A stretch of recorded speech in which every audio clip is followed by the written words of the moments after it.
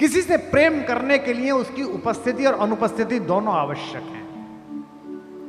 या तो आपके सम्मुख है तो आप प्रेम कर रहे हैं, या आपकी आंखों से ओझल है तो आप प्रेम के गाने गा रहे हैं। सबसे मधुर वो गीत जिन्हें हम दर्द के स्वर में गाते हैं, जब हद से गुजर जाती है खुशी, आंसू भी छलक कर आते हैं। Our sweetest songs are those who tell us saddest thought, Shakespeare ने कहा। लेकिन एक ये बावरा है जो जब उपस्थित है तो राधा है, जो उपस्थित है तो पूरा ब्रज है, और अनुपस्थित है तो मेवाड़ राजवंश की कुलवधु है, मीरा है।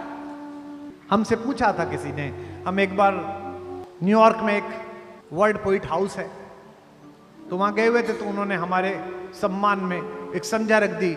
एशिया के और यूरोप के कुछ नए कवि इकट्ठे हो गए, तो स्पेन की एक कवित्री ने कहा कि मैंने आपके यहाँ काफी पढ़ा है, आपके यहाँ के लोगों के बारे में जाना आने से पहले। So I was going through a poetess name Meera. मैंने कहा यस। उसने मुझसे कहा कि आप सो मेनी ऑफ फैलेसीज, बहुत सारी अजीब बातें हैं इसके अंदर। मैंने कहा क्यों? तो उसने मुझसे कहा कि इसमें कहानी है कि उनको विश्व भेजा गया और वो जी गई। तो मैंने कहा दो बातें एक साथ मत कहिए कि मीरा को पूरा पढ़ा और प्रश्न उठा। अगर मीरा को पूरा पढ़ा है तो प्रश्न उठ ही नहीं सकता है। अगर पात्रता कृष्ण को लेकर मीरा जैसी है, दुनिया के हर विष को बाध्य होकर अमृत बनना पड़ेगा, चरणामृत बनना पड़ेगा।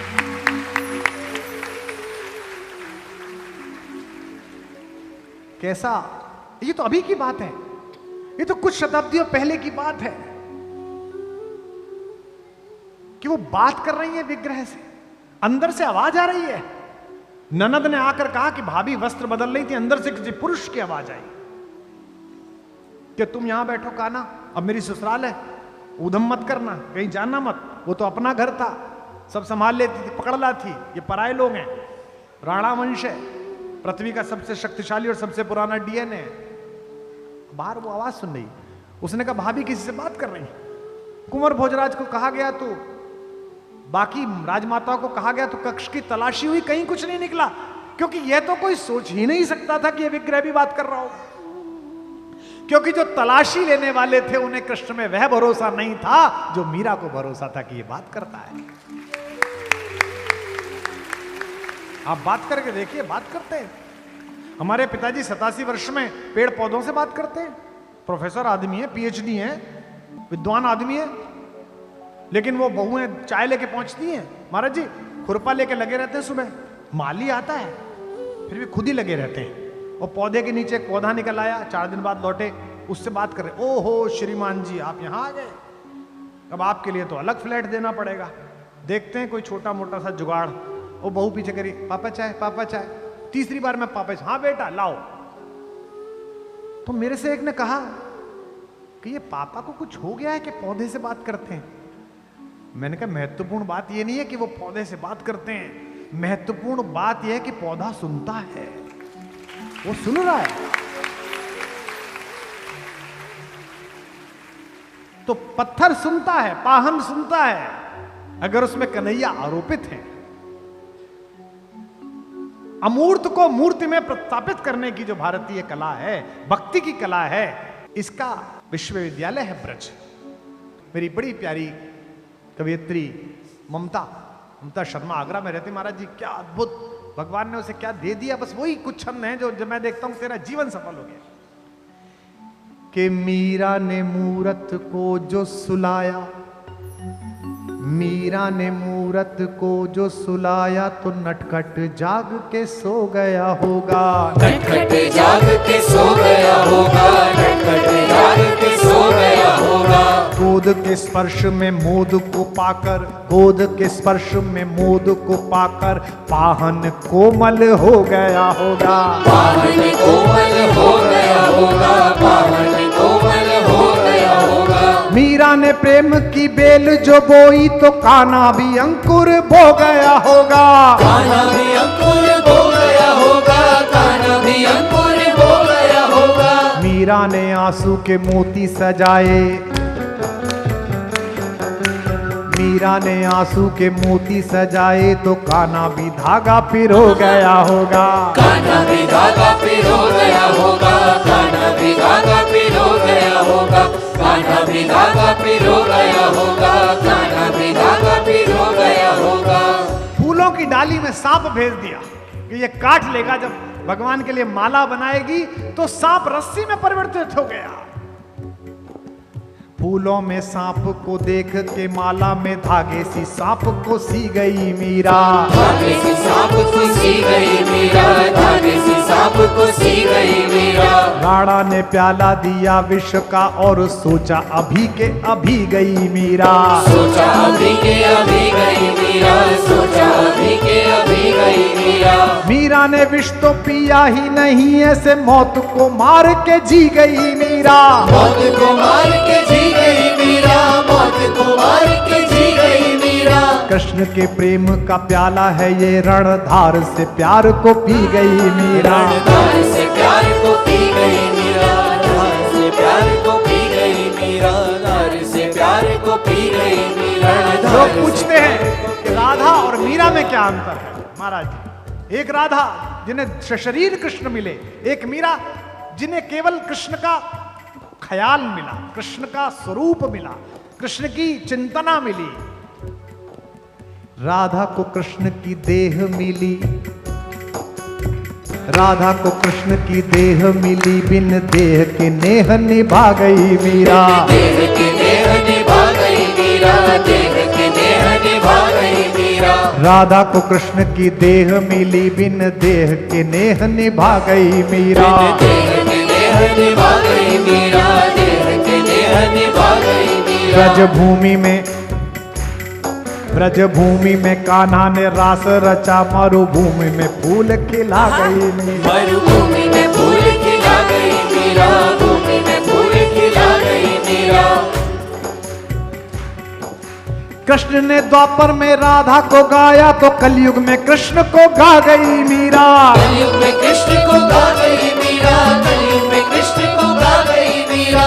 कृष्ण के प्रेम का राधा पे कर्ज था, कृष्ण के प्रेम का राधा पे कर्ज था, राधा का कर्ज चुका गई मीरा। राधा का कर्ज चुका गई मीरा, राधा का कर्ज चुका गई मीरा, राधा का कर्ज चुका गई मीरा, राधा का कर्ज चुका गई मीरा। कृष्ण तो श्याम है काजल, कृष्ण तो श्याम है काजल, काजल आंज के सो गई मीरा। काजल आज के सो गई मीरा, काजल आज के सो गई मीरा। श्याम के नाम को ऐसा रटा के गोरी से सांवरी हो गई मीरा। गोरी से सांवरी हो गई मीरा, गोरी से सांवरी हो गई मीरा। कंठ के पंथ में प्रेम के अश्रु की वृष्टि से सृष्टि भी हो गई मीरा। वृष्टि से सृष्टि भी हो गई मीरा, वृष्टि से सृष्टि भी हो गई मीरा। उस खेत की रेत में मोती उगे, जिस खेत में बैठ के रो गई मीरा। उस खेत में बैठ के रो गई मीरा, खेत में बैठ के रो गई मीरा, खेत में बैठ के रो गई मीरा, खेत में बैठ के रो गई मीरा। राणा ने कहा कि ओझा बुलाओ, बावरी हो गई है, पागल हो गई है। कहा कि ऐसा मंत्र मारना कि ये कन्हैया ना बोले। आहा हा। राणा ने ओझा बुलाया, कहा कि भूत या प्रेत है मीरा के भीतर। भूत या प्रेत है मीरा के भीतर, भूत या प्रेत है मीरा के भीतर। राणा ने ओझा बुलाया, कहा कोई भूत या प्रेत है मीरा के भीतर। भूत या प्रेत है मीरा के भीतर, भूत या प्रेत है मीरा के भीतर। गिरधर की रे रट्टज घूमती घूमत दर पेदर। घूमती है दर बेदर, घूमती है दर बेदर। जीव पे गिरधर नाम ना आ सके, मंत्र कोई ऐसा मारिए इस पर। मंत्र कोई ऐसा मारिए इस पर, मंत्र कोई ऐसा मारिए इस पर। जीव पे गिरधर नाम ना आ सके, मंत्र कोई ऐसा मारिए इस पर। मंत्र कोई ऐसा मारिए इस पर, मंत्र कोई ऐसा मारिए इस पर। ओझा ने मीरा की आंखों में झांका। ओझा ने मीरा की आंखों में झांका तो ओझा भी गा उठा गिरधर। ओझा भी गा उठा गिरधर, गिरधर ओझा भी गा उठा गिरधर।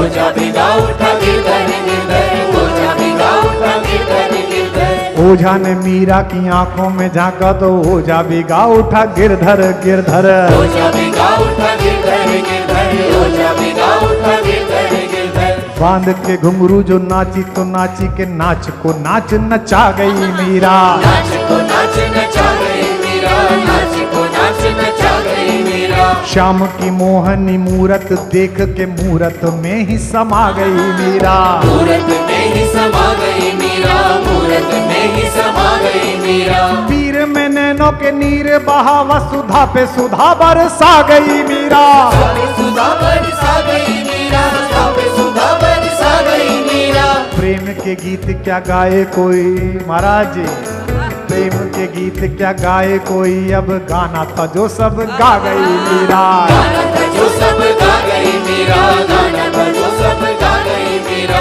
गाना था जो सब गा गई मीरा, गाना था जो सब गा गई मीरा।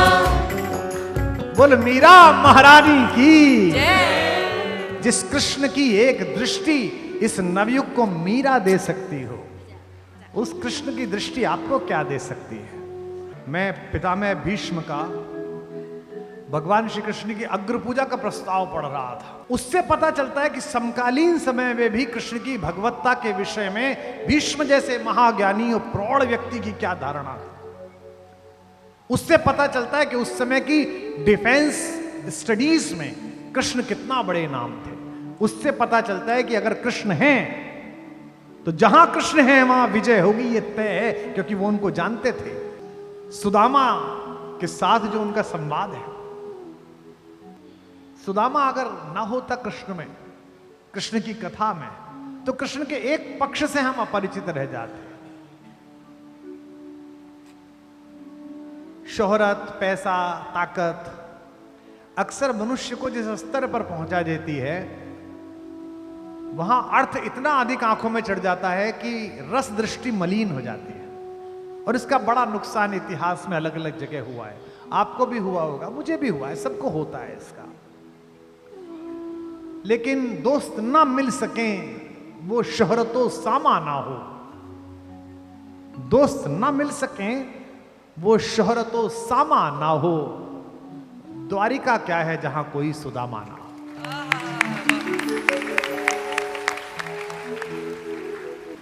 हम 4 भाई हैं, सब विद्वान हैं, कोई वाइस चांसलर है, कोई कुछ है। हमारी ये साध्वी जी बैठी है, पिताजी का बड़ा आशीष है। वो केवल मेरे पास रहने में प्रसन्न रहते हैं। वो कहते हैं यार ये कैसे गृहस्थ हैं, इनके घर सुबह घंटी बजाता है अखबार वाला और दूध वाला, और शाम को बाई घंटी बजाती है। जिस गृहस्थ के घर पर 10 आदमी चाय ना पिए और 5 आदमी भोजन ना करें, वो कैसा गृहस्थ है। एक छोटे से केवल एक वेतन में अपना घर चलाते समय मैंने अपने पिता को देखा कि संध्या होने पर अगर कोई व्यक्ति 5 बजे आ गया तो फिर उसका साहस नहीं है कि वो भोजन करे बिना चला जाए। अजी बैठिए प्रभु साहब, कहां जाएंगे? अरे सुनिए, वो आती जी क्या बना रहे हो? प्रभु साहब खाना खाएंगे, जो बन रहा है प्रभु साहब खाएंगे। और 4 शेफ लगा लो, 5 बटलर लगा लो, 6 सेवक लगा लो, 8 साढ़े 8 बजे घर में आदमी बैठा रहता है, आप उसे हाथ जोड़ देते हैं बाहर। एक वक्त था, सोचता था मैं मेहमान कोई आए तो खाना खाऊं। एक वक्त था, सोचता था मैं मेहमान कोई आए तो खाना खाऊं। लानत है इस दौर पर, सोचता हूं मैं ये शख्स चला जाए तो खाना खाऊं।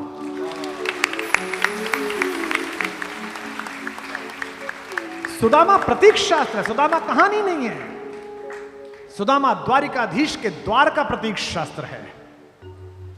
मांगने वाला सुदामा जैसा हो, जो इतनी लंबी यात्रा करने के बाद मांग ना सके। औरन को धन चाहिए बावरी, बामन को धन केवल भिक्षा। और वो भी कहता है कि कौंदो सवा जरूरतो भरी पेट तो चाहत ना दधी दूध मिठौती। अगर कौंदो भी मिल जाता, मिलट, क्या कहते हैं प्रधानमंत्री जी, श्री अन्न। अब तो श्री अन्न हो गया, पहले तो कुछ भी नहीं था वो कौंदो। अगर वो भी मिल जाता तो मैं तुम्हें ना भेजती, लेकिन जब पत्नी ने बहुत ही कहा द्वारिका जाहू जी 8 धाम यही झकते रहे, कहते यही झक मारती रहती, चल उठे, लेकिन द्वार पर पहुंच गया तो बोला नहीं पंडित, उसके मुंह से निकला नहीं। किसी के प्रति कुछ करने में अगर उसके मुंह से निकल गया तो आपके करने की आधी हानि उसी समय हो गई। मैंने अपने हर सत्र में बोला है, आज फिर बोल रहा हूं, अगर घर में कोई भी चीज ऐसी हो गई है जिसे आपको नया लाना हो तो पुरानी चीज को बेचना मत, क्योंकि ईश्वर ने इतना सामर्थ्यवान बनाया कि नई चीज आने की स्थिति हो गई है।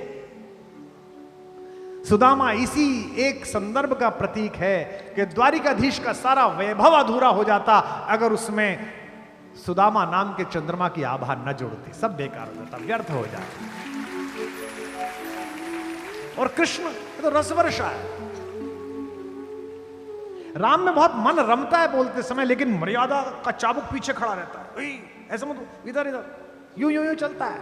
अभ्यास है रस्ते पे चलने का तो चल लिया, गुरुजनों ने सिखाया है, माता पिता का अभ्यास है, सत्संग किया है, आचार्य लोगों का तो थोड़ा अभ्यास है, चल लेते हैं। कृष्ण क्या तो उछल के कूद के चल, गिर जा, मिट्टी में गिर जा, फिर खड़ा हो जा, फिर चल, कोई समस्या ही नहीं है। इसीलिए मैं सदा कहता हूं, कल भी मैंने कहा, फिर एक पंक्ति दोहरा रहा हूं, आप अपनी मोहर लगाना, राम सपने हैं, कृष्ण अपने। वाह, बस इतना। कहते सुनते में कोई लाज लज्जा मर्यादा कोई सीमा, जैसे गांव ज्वार में यार चचा होते थे, 1 साल 2 साल बड़े, कृष्ण ऐसे ही है, कहते में बिल्कुल। और मैंने लोगों को उनसे लड़ते हुए देखा है। हमारी एक मौसी थी, उनको पुत्र का बड़ा चाव था, उनके 3 पुत्रियां हो गई। जब चौथी बार गर्भवती हुई तो पूरे टाइम का नैया से लड़ती रही, ये लाला लाला दे दे, वो क्या करें इसमें भाई। अब फिर लड़की हो गई, महाराज जी मैंने वो गाली देते हुए देखा होगा। और आले में बैठे हुए कृष्ण के चेहरे पर जब मुस्कान थी, मैं छोटा सा था, जैसे एक शैतान बच्चा शैतानी करने के बाद चुप खड़ा हो जाता है, ऐसे खड़े हुए वो सुन रहे थे। और फिर 20-25 दिन बाद मैंने अपनी मौसी को उसी तरह उनका श्रृंगार करते, नहलाते धुलाते सब देखा है। दुनिया में मनुष्य के सबसे निकट अगर परमात्मा की कोई अभिव्यंजना है तो उसका नाम योगेश्वर कृष्ण है, उसका नाम मुरलीधर।